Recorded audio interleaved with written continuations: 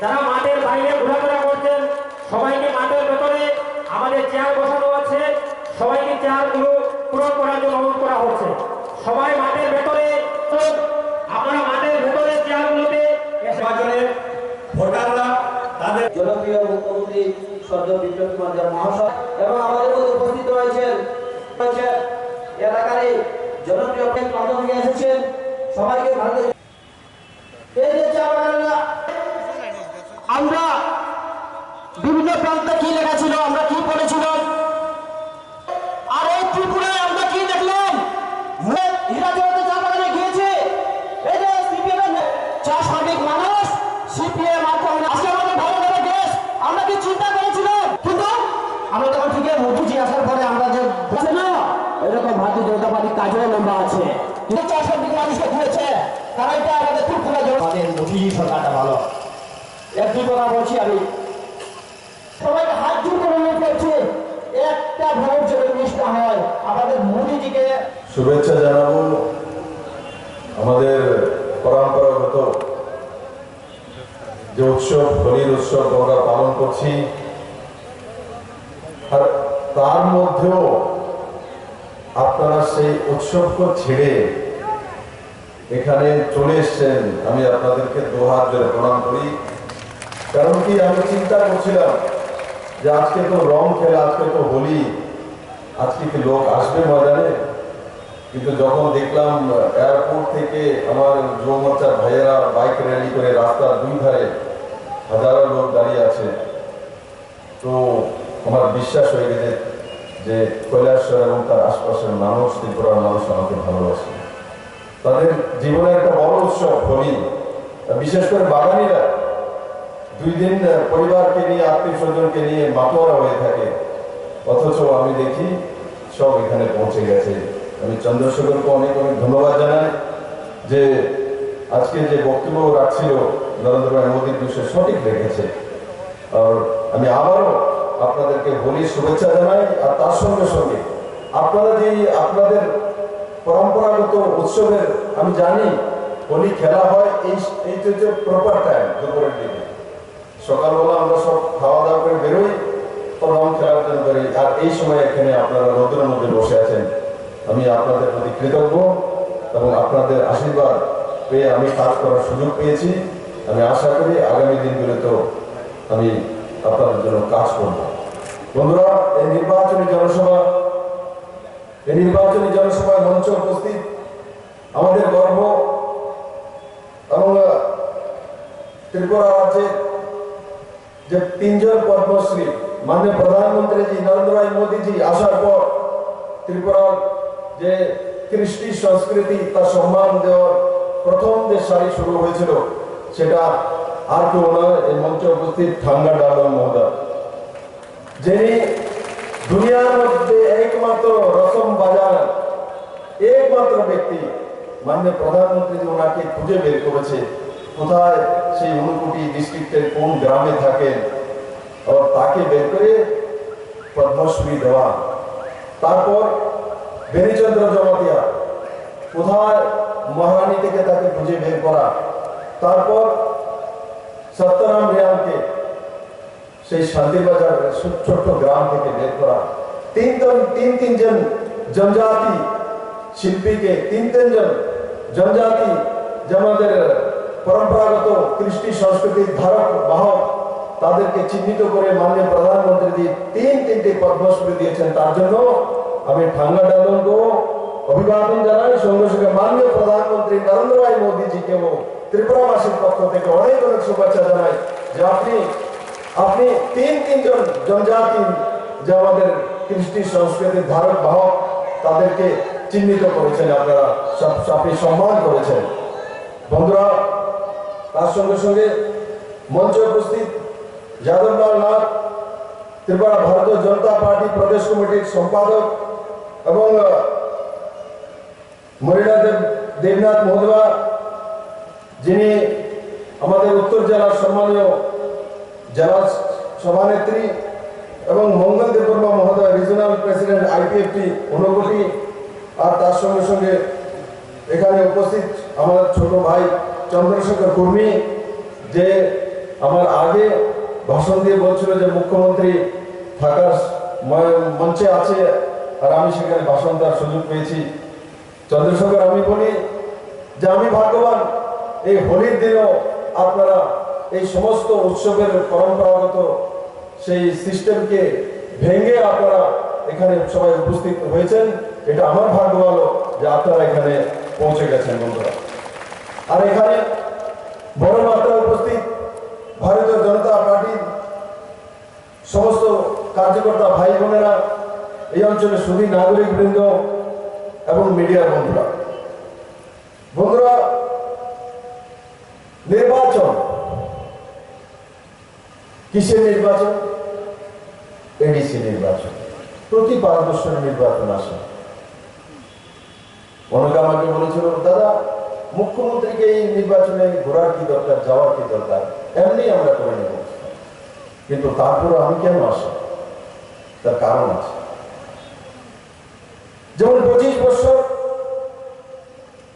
ত্রিপুরার বিধানসভা এবং ত্রিপুরা সরকার ক্রমাগত কমিউনিস্টের ছিল। এডিসি তো 15 বছর লাগাতে তাদের সরকার ছিল, কিন্তু কি কাজ করেছে? আজকে এখানে বড় মাত্রায় বাগানি আছে। যখন সরকার আসলো, মুখ্যমন্ত্রী হলাম, যেমন শ্রমিকের নেতারাও আমার সঙ্গে দেখা করেছে, মালিক পক্ষ আমার কাছে এসে বলে, স্যার আমরা সমস্ত চা বাগান বন্ধ করে দেব। কেন? বলে আমরা সব লসে চলে গেছি, আমরা চালাতে পারবো না। আমি বললাম, এখানে বড় মাত্রার শ্রমিক আছে, এদের কি হবে? বলে, স্যার পুরনো সরকার শ্রমিকদেরকে খেপাতো আমাদের এগেইনস্টে, আর আমাদেরকে শোষণ করতো, আমরাও মরে গেছি, আমার শ্রমিকরাও মরে গেছে, আমরা আর পারবো না স্যার। আমি তাদেরকে বললাম সেক্রেটারিয়েটে, দেখো ভাই, তোমরা যদি এগুলো বন্ধ করে দাও তাহলে আমার শ্রমিকগুলো কি হবে? তার একটা রাস্তা বের করলাম। তার রাস্তা বের করে আজকে প্রমাণিত যে কমিউনিস্টরা পার্টির নামে শ্রমিকদেরকে খেপিয়ে তুলতো, রাস্তা নামিয়ে দিত, আন্দোলনে নামিয়ে দিত, আর অন্যদিকে যে বাগানের মালিকগুলো তাদেরকে শোষণ করতো। মানে দুই দিকে দুই রকম ভাবে শোষণ করা হতো। আর তার পরিণাম এই চা বাগান ও চা শিল্প ডুবে যাচ্ছিল।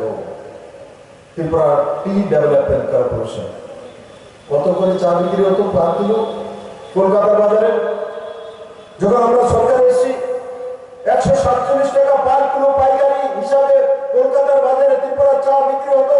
আর আজ আমি গর্ব করি, আজকের এই শ্রমিকরা যে চা উঠান, সেই চা কলকাতার বাজারে হোলসেল বাজারে কত টাকা বিক্রি হয়?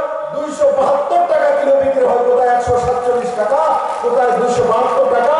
আর এই চন্দ্রশেখর কর্মীর মতো এই কর্মী ভাইয়েরা সেই চা বাগানে পরিশ্রম করে সেই চা আজকে প্যাকিং কোথায় হচ্ছে? টাটা টিতে ত্রিপুরার চা প্যাকিং হচ্ছে। আমি জানি না আপনারা জানেন কিনা, যে বাজার থেকে টাটা টি কেনেন, আজকে টাটা টির মধ্যে ত্রিপুরার চা প্যাকিং হচ্ছে। আজকে ত্রিপুরা সেই জায়গাতে চলে গেছে বন্ধুরা। আজকে ত্রিপুরার যে সরকার এসছে, জনমুখী সরকার, সেটা মালিকেরও সরকার, শ্রমিকেরও সরকার। আর পুরনো যে সরকার ছিল, এরা কি খেত মজুরের সরকার, এরা শ্রমিকের সরকার, ছাত্র যুবকের সরকার, হ্যাঁ, যুবক সরকার। তা আমরা কি আমরা কিসের সরকার? আমরা ঘোড়াটিন বিক্রি করার জন্য এসেছি। সবই সরকার তাদের, যুবক তাদের, ছাত্র যুবক তাদের, শ্রমিকও তাদের, খেত মজুরও তাদের। আরে খেত মজুরের জন্য করেছো কি? খেত মজুরের জন্য কি করেছে পুরনো সরকার? মাত্র লাইনে লাইনে, সে কৈলাসহর হোক, আর সে উদয়পুর হোক, সে ধর্মনগর হোক, শুধু খেত মজুরকে রাস্তায় লাইন লাগিয়েছে, রাস্তা লাইন লাগিয়েছে মিছিলে। তার পরিবর্তে কিছু দিয়েছে? পেয়েছে কোনো কিছু? এফসিআই এর মাধ্যমে প্রকল্পন কমিউনিস্ট পার্টি এনে দিয়েছিল। এফসিআই এর মাধ্যমে ধান কেনা কমিউনিস্ট পার্টি এনে দিয়েছিল। 25 বছর টানা দরকার কেন আনতে পারেনি? তার মানসিকতা ছিল না যে কৃষকরা এস্টাবলিশ হোক, কৃষকরা ধানের দাম বেশি পাক। কমিউনিস্ট কোনোদিনই চাইতো না। কারণ কি? গরিব যদি আত্মনির্ভর হয়ে যায় তো কেউ আর কমিউনিস্ট পার্টি করবে না। তার জন্য সেই দিশাতে কমিউনিস্ট কাজ করত, তার জন্য সেই দিশাতে কাজ করত। এই সরকার আসার পর এফসিআই এর মাধ্যমে প্রকুরমেন্ট হয়েছে। আজকে কৈলাসহর থেকে চাইলে 10 কিলো কিনুক না কেন, কিন্তু বাজারে মার্কেটে দাম উঠে গেছে। 10 টাকা কিলো ধান বিক্রি করবো না, 12 টাকা কিলো ধান বিক্রি করবো না। ধান কত টাকা কিলো বিক্রি করব? 17 থেকে 18 টাকা হলেই ধান বিক্রি করব, না হলে প্রাইভেট ওর কাছে 10 টাকা, 12 টাকা, 13 টাকা ত্রিপুরার কৃষকরা ক্ষেত মজুর ধান বিক্রি করে না। সেই কাজ আগেও কমিউনিস্ট পার্টি করতে পারতো, ক্ষেত মজুর দিয়ে আন্দোলন করিয়েছে। বলে আন্দোলন করলে এফসিআই তোমার ঘরের মধ্যে চলে আইব, আন্দোলন করলে এফসিআই নিজে নিজে এই করবো, মানুষকে বিভ্রান্ত করতো। তারপর মাননীয় প্রধানমন্ত্রীজি কিষাণ সম্মান নিধির মাধ্যমে বড় মাত্রায় কিষাণ সম্মান নিধির মাধ্যমে বড় মাত্রায় ত্রিপুরার কৃষকদের পাশে দাঁড়িয়েছেন। কাউকে আন্দোলন করতে হয়নি। কৈলাসহরের চিনি বাগানের কোন লোক আন্দোলন করছে, আমাকে বলতে পারে কেউ যে কিষাণ সম্মান নিধির আমাকে 6,000 টাকা দিতে হবে বলে এই বাজারের মধ্যে মিছিল করেছে? কোন এক ব্যক্তি এই ময়দান থেকে বলতে পারে যে বিজেপির হয়ে হোক, অন্য পার্টির হয়ে হোক, কিষাণ সম্মান নিধি দিতে হবে, নাইলে সংগ্রাম চলছে, চলবে? আন্দোলন করেছে? কেউ আন্দোলন করেনি। ত্রিপুরাতে প্রায় 2,31,000 গরিব কৃষক পরিবারের অ্যাকাউন্টে প্রতি বছর 6,000 টাকা করে পৌঁছে যাচ্ছে বন্ধু। কাউকে কমিশন দিতে হচ্ছে না, কাউকে আন্দোলন করতে হয়নি বন্ধু। সেই দিশাতে ত্রিপুরা সরকার কাজ করে। আর এখানে আমাদের কৈলাসহরে কিষাণ সম্মান নিধির মাধ্যমে 3,951টি পরিবার, প্রায় 4,000 পরিবার তার অ্যাকাউন্টে 6,000 টাকা করে আসছে। আর কত টাকা এসছে এই পর্যন্ত? 3,16,08,000 টাকা আসছে। কেউ কমিশন দিয়েছে, কেউ আন্দোলন করেছে, কাউকে ব্যাংকে যেতে হয়েছে, কাউকে বলতে হয়েছে। একবার ফর্ম ফিল আপ করে দিয়েছেন, আর ফর্ম ফিল আপ সঠিক হয়েছে তো আপনি আর আপনার অ্যাকাউন্টে সে টাকা আসতে থাকছে। আচ্ছা, নরেন্দ্র মোদী সেই দিশাতে কাজ করেছে। বর্গাদার ত্রিপুরাতে বড় মাত্রায় বর্গাদার আছেন, যে অন্যের জমি করে খান, যারা প্রকৃত কৃষক। ত্রিপুরাতে বর্গাদার যারা, এরা হচ্ছে প্রকৃত কৃষক। কারণ কি, জমির মালিক যে সে প্রকৃত কৃষক নয়। খুব কম আছে জমির মালিক যে সেই জমিতে চাষ করে। ত্রিপুরাতে সেটা কম আছে। আমাদের কাছে জমি ছিল, আমার খেয়াল আছে, আমার বাবা জমিতে চাষ করতেন না, অন্য কাউকে বর্গা দিতেন। তার বদলে সে অর্ধেক নিত, আমাদেরকে অর্ধেক দিয়ে দিত। সেই দিশাতে সারা ত্রিপুরা রাজ্যে বড় মাত্রায় বর্গাদার আছে। আর এই 25 বছর, তারা 40-45 বছর যাবৎ কমিউনিস্ট সেই বর্গাদারকে খেপিয়ে তুলতো মালিকের বিরুদ্ধে। এই মালিক তোমাদের শোষণ করছে, জমি দখল করে নেব। কিন্তু খেপিয়ে না জমি দখল করাতে পেরেছে, না মালিককে শেষ করতে পেরেছে, না বর্গাদারকে কিছু দিতে পেরেছে। শুধু আন্দোলন করিয়েছে, আন্দোলন খেপিয়ে তুলতো। তুমি অন্যের জন্য করো, এই জমি দখল করে দেবো, আমরা কাগজ করে দেবো। দিয়েছে কাগজ করে, অন্যের জমি দিয়ে দিয়েছে বর্গাদারের নামে? দেয়নি, শুধু প্রতিহিংসা তৈরি করতো। এই সরকার আসার পর বর্গাদারের জন্য মুখ্যমন্ত্রী বর্গাদার যোজনা এনেছে। প্রথম কিস্তিতে 50,000 বর্গাদার, তাদের জন্য নাবার্ডের মাধ্যমে সাবসিডাইজ কেসিসি লোনের ব্যবস্থা করা হয়েছে। এই পর্যন্ত 42 কোটি টাকা স্যাংশন হয়ে এই বর্গাদারের কাছে, প্রকৃত কৃষকের কাছে চলে গেছে। কাউকে আন্দোলন করতে হয়নি, কোনো বর্গাদার আমার কাছে আসেনি, কেউ অ্যাপ্লিকেশন লাগায়নি। কিন্তু সবার কাছে अपने आप केसीसी लोन 40,000 টাকা, 50,000 টাকা, তার মধ্যে সাবসিডি রয়েছে। তার মধ্যে সময় মতো যদি সেই লোন দিয়ে দেয় তো 3% মুকুব হয়ে যায়। আর সেই দিশাতে সরকার কাজ করছে। মাত্র 4% ইন্টারেস্ট দিয়ে তার লোনের ব্যবস্থা। আগে কি ছিল? জমির মালিক না হলে, পর্চা যদি না থাকে তো কেসিসি লোন পাওয়া যায় না। ত্রিপুরার মানুষকে বিশ্বাস করে দিয়েছিল যে জমির মালিক হতে হবে, পর্চা থাকতে হবে, তবেই ব্যাংক লোন দেবে। কিন্তু এই সরকার জমির মালিকের দরকার হয়নি, জমির মালিক লিখে দিয়েছে এ আমার জমি বর্গাদার, এবং গ্রামের 3 জন লোক সাক্ষী হয়ে যাবে। নাবার্ড সেই স্কিমের মধ্যে তাকে লোন দিয়ে দিচ্ছে। সেই দিশাতে সরকার কাজ করেছে, কারণ এই সরকার প্রকৃত কৃষককে দাঁড় করাতে চায়। আমাদের যারা অন্নদাতা আছে তাদের পরিবারের সঙ্গে দাঁড়াতে চায়, আর্থিকভাবে স্বয়ংসম্পন্ন করতে চায়, আত্মনির্ভর ভারত তৈরি করতে চায়, আত্মনির্ভর ত্রিপুরা তৈরি করতে চায়। কিন্তু কমিউনিস্ট কোনোদিনই আত্মনির্ভর ত্রিপুরা চাইতো না। কমিউনিস্ট মানুষকে নির্ভর করে রাখতে চাইতো দলের উপর, পার্টি অফিসের উপর। যদি বিয়ে থা করাতে হতো, আপনার ছেলেকে বিয়ে করাবেন তো গোত্র পর্যন্ত ঠিক করে দেবে কমিউনিস্ট অফিস থেকে। আপনি যদি বলেন আমি তো কাশ্যপ গোত্র, বলবেন না আমার ভরজাত গোত্র, এটাই আপনাকে মানতে হবে। আমার কোন মুসলিম ভাই তার মেয়েকে যদি বিয়ে দিতে হয় তো মৌলানাকে না জিজ্ঞাসা করতে হবে পার্টি অফিসে যে ওখানে বিয়ে দেবো কিনা। মানে আমাদের সংস্কার সংস্কৃতিকে আঘাত করার জন্য কমিউনিস্ট পার্টি সেই ব্যবস্থা করেছিল। আর একসময় তো ত্রিপুরার মধ্যে ফ্যাশন হয়ে গেছিল, দিলীপ দাস না কমরেড দিলীপ, সামনে আর পেছনে টাইটেল থাকবে না। রফিক মিয়া না কমরেড রফিক মিয়া থাকবে না। তার মানে আপনার কৃষ্টি সংস্কৃতিকে ধ্বংস করার ব্যবস্থা করেছিল প্ল্যান করে। আপনার কৃষ্টি থাকবে না, একই থাকবে, কমিউনিস্ট নাম হবে, তার বাইরে কোনো কিছু নাই। কিন্তু কমিউনিস্টের বন্ধুরা জানায় যে ভারতের মাটি, এখানে সেটা সম্ভব নয়। এখানে ইংরেজরাও চেষ্টা করেছিল, 200 বছর শাসন করেছে, যে ভারতবর্ষে কৃষ্টি সংস্কৃতিকে পরাজিত করে সব ইংরেজ সারা জীবন শাসন করবে। কিন্তু 200 বছর পর এখান থেকে ইংরেজকে আমরা বিতাড়িত করেছি। আর 25 বছরে কমিউনিস্ট সরকার মনে করেছিল এখান থেকে আর কোনোদিন কমিউনিস্ট আমরা তারা যা বলবে তাই হবে। আমাদের কৃষ্টি সংস্কৃতি, হিন্দু মুসলিম বৌদ্ধ জৈন, তাদের কোনো সংস্কারই চলবে না, কোনো সমাজপতির কাজ চলবে না, কোনো মৌলানার সমাজ নীতি চলবে না, কোনো ব্রাহ্মণের সমাজ নীতি চলবে না, আমাদের কৃষ্টি সংস্কৃতি চলবে না, আমাদের মণিপুরী সমাজ ব্যবস্থা চলবে না। তাদের কমিউনিস্টের সমাজ ব্যবস্থা আমাদের উপর চাপিয়ে দেওয়ার মানসিকতা ছিল। কিন্তু 25 বছর পর নরেন্দ্র ভাই মোদীর নেতৃত্বে 2018-তে আপনারা ইলেকশন জিতেননি, আপনারা ইতিহাস তৈরি করেছেন, জিরো থেকে বিপ্লবদেরকে তৈরি করে দিয়েছেন মাত্র 2.5 বছরের মধ্যে। এই দিশাতে ত্রিপুরার মানুষ কাজ করে বন্ধুরা। কমিউনিস্টের অহংকার হয়ে গেছিল। এই ত্রিপুরা আমাদের হাতের মুঠির মধ্যে অহংকার করে বলতো কে নেবে ত্রিপুরা, 100 বছর আমরা রাজ করব।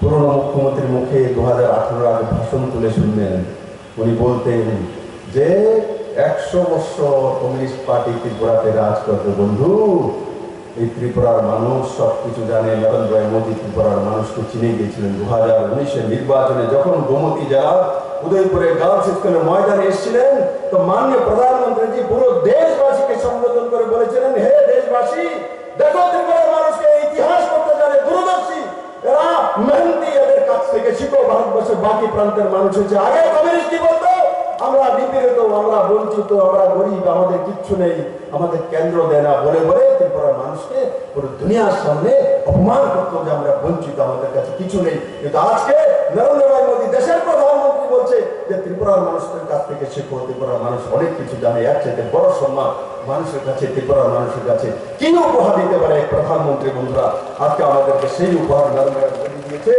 আর তার সঙ্গে সঙ্গে শুধু তাই না, মোদী বলেছিল হীরা দেব, হীরা প্লাস দিয়েছে। 5 বছর হয়নি সরকারের, উনি বলেছেন আমি হীরা দেব আস্তাবল ময়দান থেকে।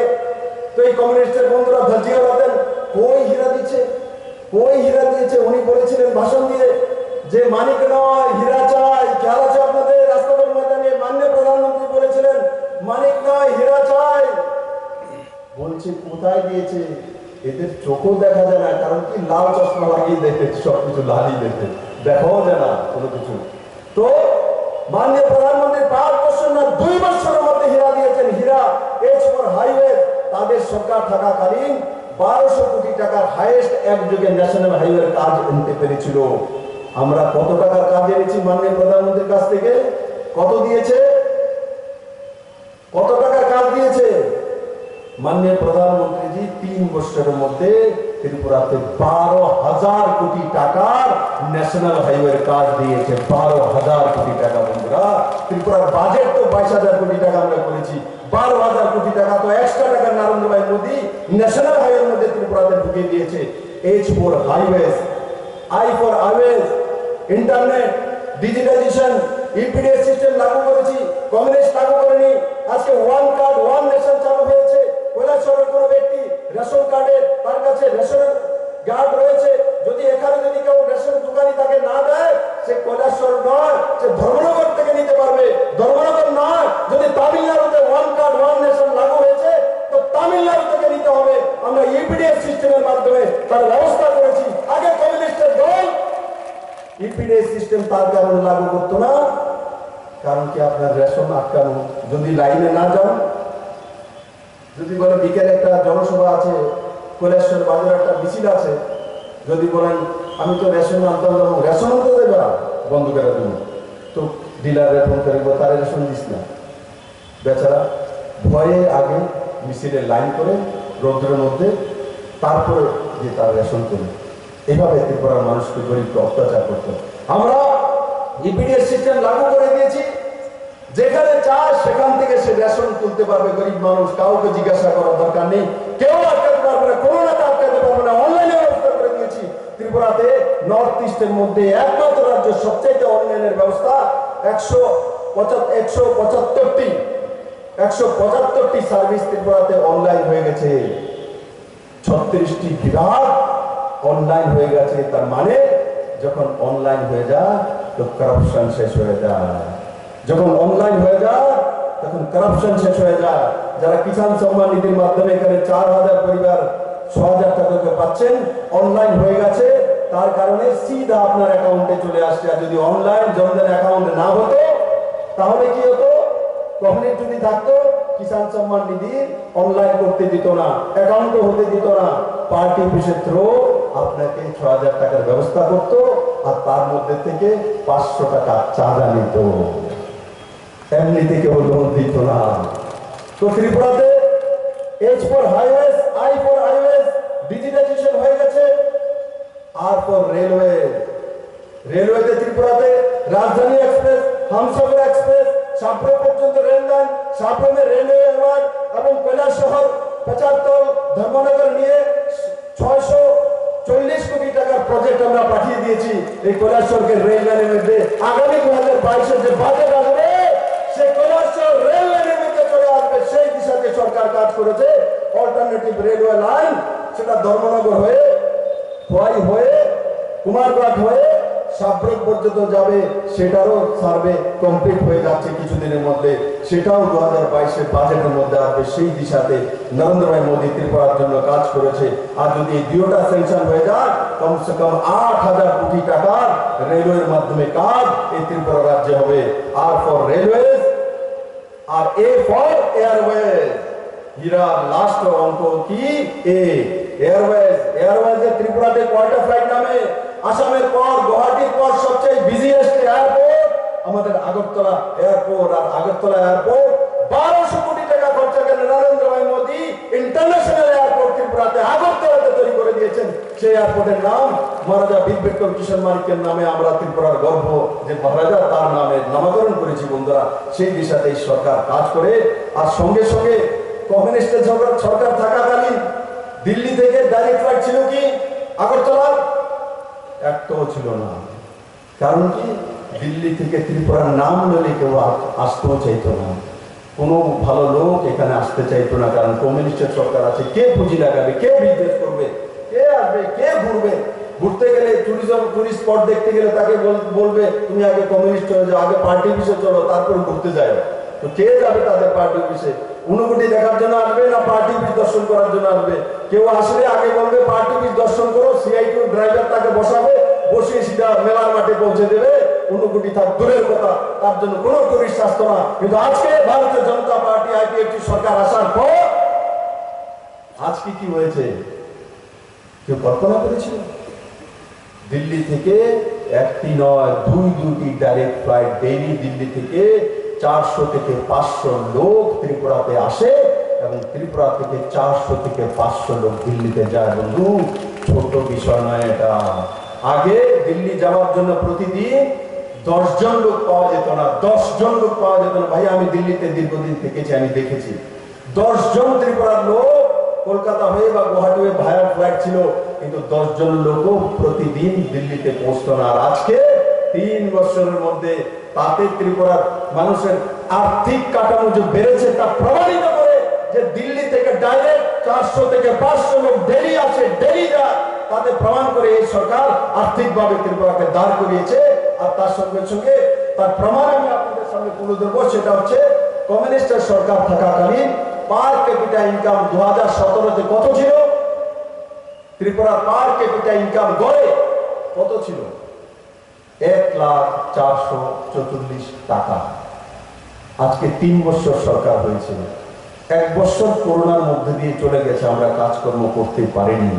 তার মানে 2 বছরে এই সরকার পার ক্যাপিটা ইনকাম 2021-22 যে অ্যাসেসমেন্ট হয়েছে কত জানেন আপনারা? জানা আছে?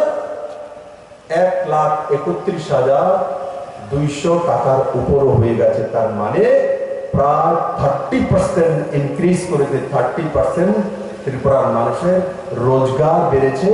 আর তা প্রমাণ করে যে সরকারি বেসরকারি চাকরি এবং তার সঙ্গে সঙ্গে যে প্রসেস যে চাকরিগুলি চলছে 6 মাসের মধ্যে হয়ে যাবে, কতটা চলছে? 1,02,000 কাছাকাছি চাকরি, সরকারি regular, outsourcing, contractual, job creator, বেসরকারি এবং অন্য মাধ্যমে 1,02,000 লোকের রোজগার সৃজন করেছে। সেটাই প্রমাণ করে যে পার ক্যাপিটা ইনকাম 1,31,000 পৌঁছে গেছে। বন্ধু, ত্রিপুরা একটা নতুন দিশা চলছে। বন্ধু, আমি বলি না এই 3 বছরে আমি সবকিছু করে দিয়েছি, কিন্তু বন্ধু অটল জলধারা মিশনের মাধ্যমে জলের কানেকশনের তো ব্যবস্থা করা হচ্ছে। অটল জলধারা মিশনের মাধ্যমে জলের কানেকশনের তো ব্যবস্থা করা হচ্ছে। আগে যদি বাড়িতে হাউসে জলের কানেকশন নিতে হতো, বিনা পয়সায় কি জলের কানেকশন নিতে পারতেন? কোন ব্যক্তি আছে? পয়সা দিতে হবে, পাইপের পয়সা দিতে হবে, ট্যাক্স দিতে হবে, তারপর নেতাকে ধরতে হবে, তারপর হয়তো আপনার বাড়ির মধ্যে কানেকশন নিয়ে যাবে। কিন্তু এই সরকার 2018-এর 28 ডিসেম্বর সিদ্ধান্ত করেছে যে 2022 ডিসেম্বরের মধ্যে ত্রিপুরার প্রত্যেকটি মায়ের কাছে তার রান্নাঘরে জলের পাইপ পৌঁছে দেবে। এবং মাননীয় প্রধানমন্ত্রী অটল জলধারা মিশনের সঙ্গে সঙ্গে জল জীবন মিশনের মাধ্যমে 2024-এর মধ্যে ভারতবর্ষের প্রত্যেকটি প্রান্তে প্রত্যেকটি মায়ের রান্নাঘরে জলের ব্যবস্থা করে দেবে। বিনা পয়সা, কারোর কাছ থেকে 1 পয়সা নেবে না। বন্ধুরা, জলের ব্যবস্থাও বিজেপি আইপিএফটি গভর্নমেন্টকে হি করতে হয়েছে, কমিউনিস্ট জলের ব্যবস্থা করতে পারেনি। কমিউনিস্ট থাকাকালীন কত পার্সেন্ট জলের কানেকশন বাড়িতে দিয়েছিল জানা আছে আপনাদের? 2.41%, মানে 2.5% বাড়িতে জল পৌঁছাতে পারেনি। এই সরকার 3 বছরের মধ্যে কত পার্সেন্ট পৌঁছিয়েছে? কত পার্সেন্ট? 25% জলের কানেকশন পৌঁছে দিয়েছে। বন্ধু, 25 বছরে 2.5%, 3 বছরে কত? 25%। তার মধ্যে 2.5% ছেড়ে দিন, 3% ছেড়ে দিন, তো 22% 3 বছরে করেছি। এরা 25 বছরে 2.5% করেছে। তার মধ্যে তফাৎ ভারতীয় জনতা পার্টি আইপিএফটি আর কমিউনিস্টের সরকার পরিচালনার মধ্যে। তাই বন্ধুরা, আমি আপনাদেরকে নিবেদন করব, এখন এডিসি ভোট আছে, তো বহু লোক ললিপপ নিয়ে বেরিয়েছে। ললিপপ সিজনাল ফ্রুটস যেমন আসে, আনারসের সিজন আসে, কাঁঠালের সিজন আসে, বাঁধাকপির সিজন আসে, আসে তো অকালও হয়, কিন্তু সিজনও একটা আছে। তো সিজনাল ফ্রুটস কতগুলো এসেছে, কত কিছু হচ্ছে, কিন্তু একটা কথা মনে রাখতে হবে, এই রাজ্যকে যদি এগিয়ে নিয়ে যেতে হয় তো এডিসি তো আইপিএফটি ভারতীয় জনতা পার্টির সরকার লাগবে। বন্ধু, এখানেও ভারতীয় জনতা পার্টির সরকার লাগবে। এডিসিতে 2005-06-তে কিছু রোড তৎকালীন সরকারের সময় প্রধানমন্ত্রী গ্রাম সড়ক যোজনার মাধ্যমে কন্ট্রাক্টররা করেছিল, যারা ক্যাডার কন্ট্রাক্টর তারা করেছিল। সেই রোডগুলি কমপ্লিট করেনি, 80% পেমেন্ট নিয়ে পালিয়ে গেছে। আর রাস্তার মধ্যে দেখার জন্য লোক নেই, কেন? এডিসিতে পাহাড়ি এরিয়া, আশপাশ বাড়িঘর থাকে না, তাতে পিচের রাস্তা না করেও কাগজের মধ্যে পিচের রাস্তা কমপ্লিট হয়ে গেছে, সার্টিফিকেট দিয়ে পয়সা নিয়ে চলে গেছে। আর যখন জনজাতিরা গ্রাম বিষয়েরা বেরোয় তো সেই মাটির রাস্তা পড়ে আছে, তার রাস্তা করা হয়নি। বহু আন্দোলন করেছে জনজাতি জাতিরা, কিন্তু কি বলতো, ভাই এটা তো প্রধানমন্ত্রী সড়ক যোজনাটা কেন্দ্রের যোজনা, এখন টাকা শেষ হয়ে গেছে, আমরা করতে পারবো না। তো তার জন্য কি তার জন্য আন্দোলন করো। সমস্ত জনজাতিকে গণমুক্তি পরিষদের নামে বেবকুফ বানিয়ে এই গণমুক্তি পরিষদ নয়, গণশোষণকারী পরিষদ বানিয়েছিল এই কমিউনিস্টের দল। আর সমস্ত রোডের জন্য 12 বছর 2005-06 থেকে 2017 পর্যন্ত আন্দোলন করিয়েছে, কিন্তু একটা রোডও স্টেট বাজেট থেকে তৈরি করেনি। কিন্তু এই সরকার জানে কেন্দ্র সরকার একবার পয়সা দিয়েছে, তার 9-6 করে নিয়েছে, দ্বিতীয়বার কেন্দ্র সরকার দেবে না, আন্দোলন করে লাভ হবে না। তার জন্য এই সরকার সিদ্ধান্ত করেছে এডিসিতে যে 68টি রোড যেটি কমপ্লিট হচ্ছে না, ত্রিপুরা সরকার নিজের বাজেট থেকে পয়সা দিয়ে কত টাকা দিয়েছে, 565 কোটি টাকা দিয়ে সে রাস্তায় সরকার নির্মাণ করছে। সেই দিশাতে সরকার কাজ করে আজকে 12 বছরের যে রোড ভাঙাচোরা ছিল, সেই রোডকে ঠিক করার জন্য এই সরকার স্টেট বাজেট থেকে প্রধানমন্ত্রী সড়ক যোজনার রোড করবে তার সিদ্ধান্ত নিয়ে টেন্ডার দিয়ে দিয়েছে। আগামী 2022-এর মধ্যে ত্রিপুরার এডিসি এরিয়াতে কোনো কাঁচা রোড থাকবে না, কোনো ভাঙা রোড থাকবে না, সবগুলি সমাধান করা হবে। সেই দিশাতে সরকার কাজ করে বন্ধু। একদিকে অটল জল ধারার মাধ্যমে প্রতি ঘরে জল, আর প্রধানমন্ত্রী সড়ক যোজনার মাধ্যমে প্রতি ঘরের সামনে রাস্তা, আর উজ্জ্বলা যোজনার মাধ্যমে প্রতি ঘরে গ্যাসের কানেকশন, সৌভাগ্য যোজনার মাধ্যমে প্রতি ঘরে ফ্রি ইলেকট্রিসিটি কানেকশন, প্রধানমন্ত্রী আবাস যোজনার মাধ্যমে প্রতি ঘরে ঘরের ব্যবস্থা। এবং মাননীয় প্রধানমন্ত্রীজি যে প্রধানমন্ত্রী আবাস যোজনার ঘর আগে কি ছিল, যে যাদের টিনের ঘর আছে, টিনের ছাদ, সে প্রধানমন্ত্রী আবাস যোজনার ঘর পাবে না। এটাই তো নিয়ম ছিল না? টিনের ঘরে পাবে, পেত না, নিয়ম ছিল। আমরা প্রধানমন্ত্রীর কাছে গেছি, মাননীয় প্রধানমন্ত্রীজি ত্রিপুরাতে বড় মাত্রায় টিনের ঘর আছে, বৃষ্টি হয় বলে সে পাতলা টিন, সেটা দিয়ে আমরা ঘর তৈরি করি, এটি ছনের চাইতে কম দাম। এগুলো টাটার টিন নয়। ত্রিপুরা আর রাজস্থান, মধ্যপ্রদেশ এক নয়। গরিবরা অন্তদের পরিবার সেই টিনের ঘরে থাকেন। আমি যদি অন্তদের কার্ডে দিয়ে থাকি, তাকে বড়লোক কিভাবে বলতে পারি? সেই প্যারামিটার তো মিলে না। মাননীয় প্রধানমন্ত্রীকে যখন আমরা বলেছি, উনি সার্ভে করেছেন এবং উনি দেখেছেন সেটা সঠিক বলেছি। তারপর উনি ত্রিপুরার জন্য স্পেশালি আইন করে দিয়েছেন, অ্যামেন্ডমেন্ট করে, যে ত্রিপুরাতে যাদের টিনের ঘর রয়েছে কিন্তু তারা গরিব, তো তারা শুধু কাঁচা ঘর হলে হবে, ছাদ যদি টিনেরও হয় তবে প্রধানমন্ত্রী আবাস যোজনায় ঘর পাবে। আমি সার্ভে শুরু হয়ে গেছে, 1,80,000 ঘরের সার্ভে হচ্ছে।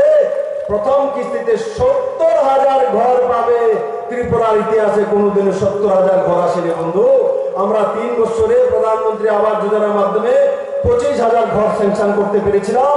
আর 25 বছর কমিউনিস্টের সরকার 24,000 প্রধানমন্ত্রী আবাস যোজনা ঘর স্যাংশন করতে পেরেছিল। তার মধ্যে তফাৎ ভারতীয় জনতা পার্টি আইপিএফটি সরকার আর কমিউনিস্টের মধ্যে। আমরা সেই দিশাতে কাজ করে প্রধানমন্ত্রী আবাস যোজনার যাতে প্রত্যেক ঘরে পৌঁছে যায় তার ব্যবস্থায় সরকার। প্রধানমন্ত্রী শৌচালয় যোজনার মাধ্যমে প্রতি ঘরে শৌচালয়ের ব্যবস্থা। বন্ধু কি চাই? শৌচালয়ের ব্যবস্থা, ঘরের ব্যবস্থা, রাস্তার ব্যবস্থা, জলের ব্যবস্থা, বিদ্যুতের ব্যবস্থা, তারপর পিডিএস সিস্টেমে রেশনের ব্যবস্থা। আর সঙ্গে সঙ্গে কোনো ব্যক্তির যখন জন্ম হয়, প্রধানমন্ত্রী মাতৃপুষ্টি যে যোজনা রয়েছে, কোনো মা যখন শিশুকে জন্ম দেয়, তার জন্ম লগ্নে প্রধানমন্ত্রী মাতৃপুষ্টি যোজনার মাধ্যমে প্রধানমন্ত্রী 5,000 টাকা সেই মায়ের কাছে পাঠিয়ে দেন। 1,000 টাকা হেলথ ডিপার্টমেন্টে মায়ের কাছে ওই সময় পাঠিয়ে দেন। আর ত্রিপুরা সরকার সিদ্ধান্ত করেছে মুখ্যমন্ত্রী মাতৃপুষ্টি যোজনার মাধ্যমে আরো 2,000 টাকার সামগ্রী আপনার কাছে পাঠিয়ে দেবে। তার মানে 8,000 টাকা যখন শিশুর জন্ম হয়, মা এবং শিশুর কাছে ত্রিপুরা সরকার এবং ভারত সরকার মাননীয় প্রধানমন্ত্রী পাঠিয়ে দেন। জন্ম থেকে এই সরকার মৃত্যু পর্যন্ত আপনার সঙ্গে রয়েছে বন্ধু। এই সরকার এবার বাজেটে সিদ্ধান্ত করেছে, এবার বাজেটে সরকার সিদ্ধান্ত করেছে জন্মের সময় মাতৃপুষ্টি যোজনার মাধ্যমে তো আমরা থাকবোই থাকবো, মৃত্যুর সময়ও এই সরকার আপনার কাছেই থাকবে, আপনার পরিবারের সঙ্গে থাকবে। তার জন্য প্রথম কিস্তিতে 1,08,000 যে অন্তোদয় পরিবার রয়েছেন, তাদের পরিবারের কেউ যদি মৃত্যু হয় তো অন্তিম সংস্কারের জন্য সরকার সেই পরিবারের অন্তিম সংস্কারে 2,000 টাকা পাঠিয়ে দেবে তার অ্যাকাউন্টে। সেই দিশাতে সরকার কাজ করেছে বন্ধুরা। জন্ম থেকে মৃত্যু পর্যন্ত নরেন্দ্র মোদী ত্রিপুরা সরকার, বিজেপি আইপিএফটি সরকার দাঁড়িয়ে আছে। আর কমিউনিস্টের হায়নারা জন্ম থেকে যদি তো আপনার ছেলের নামে বা মেয়ের জন্ম হয়েছে, আটকমিয়ার আগে পৌঁছে যাবেন, আপনার ঘরে একজন সদস্য বাড়ছে, চাঁদাটা দেন। বলতো না, আটকমিয়ার আগে পৌঁছে যাবে, নামকরণের আগে, যে আপনার ঘরে নতুন সন্তানের ছেলে হইলে কেবল ছেলে হয়েছে, তুমি দিতে হবে 500 টাকা। সেই দিশাতে সরকার, পুরনো সরকার কাজ করতো। আর চাঁদাবাজি, আজকে একবার বলুন তো, চাঁদাবাজি থেকে মুক্তি পেয়েছেন কিনা আপনারা? ঠিক আছে, আমরাও পার্টি চালাই, কিন্তু কোনো কার্যক্রম করার জন্য মানুষের কাছ থেকে সাহায্য নিতে হয়, কিন্তু দৈনন্দিন কোনো রুটিন করে চাঁদা উঠায় কি ভারতীয় জনতা পার্টি? আগে কমিউনিস্ট দল একই পরিবার থেকে কতবার চাঁদা নিত? এসএফআই এর নামে আপনার ছেলের যে স্কুলে পড়বে তার থেকে চাঁদা নেবে। আপনার হাজবেন্ড যদি চাকরি করে তো ভগবান নামে তার কাছ থেকে মাসে চাঁদা নেবে। আপনার পত্নী যদি বাড়িতে আছে তো নারী সমিতির নামে দিদির কাছ থেকে নেবে। আপনার শ্বশুর যদি জমি করেন তো কৃষক সমিতির নামে তার কাছ থেকে চাঁদা নেবে। আপনার ছেলে যদি গ্রাজুয়েট হয়ে গেছে, কাজকর্ম করার চেষ্টা করছেন, তো ডিওএফ এর নামে তার কাছ থেকে চাঁদা নেবে। মানে ডিওএফ এর নামে আপনার ছেলের কাছ থেকে চাঁদা নেবে, এসএফআই এর নামে আপনার মেয়ের কাছ থেকে চাঁদা নেবে, নারী সমিতির নামে আপনার কাছ থেকে চাঁদা নেবে, সরকারি কর্মচারীর নামে আপনার হাজবেন্ডের কাছে চাঁদা নেবে। আপনার ছোট ছেলে যদি অটো চালায় তো সিটুর নামে তার কাছ থেকে ডেলি চাঁদা নেবে। মানে এক পরিবার থেকে কতবার চাঁদা নিত। আর ইংরেজ যে জিজিয়া কর লাগিয়েছিল, এই কমিউনিস্টের দল ত্রিপুরাতে জিজিয়া করে বড়টা লাগিয়ে রেখেছিল বন্ধুরা, চাঁদার উপরে চাঁদা, চাঁদার উপরে চাঁদা। ত্রিপুরার মানুষ 2018-তে বন্ধু ইলেকশন জিতেনি। ত্রিপুরার মানুষ 2018-তে ইলেকশন জিতেনি। ত্রিপুরার মানুষ কমিউনিস্টের চাঁদাবাজি আর শোষণ থেকে মুক্তি পেয়েছে, আজাদি পেয়েছে, আজাদি পেয়েছে বন্ধুরা। আজকে কমিউনিস্টের দল বিভিন্ন রূপ নিয়ে মানুষের কাছে গিয়ে বলে, কি দিয়েছে বিপ্লব দেয়, কি পাইছো, কেরে বিজেপি করো, আমরা লোক তো আগে আসতা, আইয়া করো। রাত্রের বেলা ফোন করবে, হোয়াটসঅ্যাপ গ্রুপে কথা কইও, বিপ্লবদের জেনে রাখো, বিপ্লবদের সব কিছু জানে, তোমরা কত বড় পণ্ডিত আমি তোমরা চিনি। 2.5 বছর তোমরা বৈতরণী পার করাইছে নরেন্দ্র ভাই মোদী, এখন 3 বছর হয়ে গেছে। 2023-এর জন্য প্রস্তুত হও। এডিসিতে 1টি সিটও পাবেন, 28-এর মধ্যে ভারতীয় জনতা পার্টি আইপিএফটি সিট পাবে। আমি তো 23-এর প্রস্তুতি করছি, আর 23-এর মধ্যে এই ত্রিপুরা রাজ্যে কমিউনিস্টে 1 সিটও থাকবে না। 60-এর মধ্যে 60 সিট বিজেপি আইপিএফটি, 37টা ত্রিপুরাবাসীর সিট হবে বন্ধু। এখনো 16টা সিট কমিউনিস্টের কাছে রয়েছে। আমার নজর তো এই 16টার উপরে। এডিসি সিটের বাহানাতে তো ইলেকশনে আপনাদের আশীর্বাদ নেওয়ার জন্য এসেছি।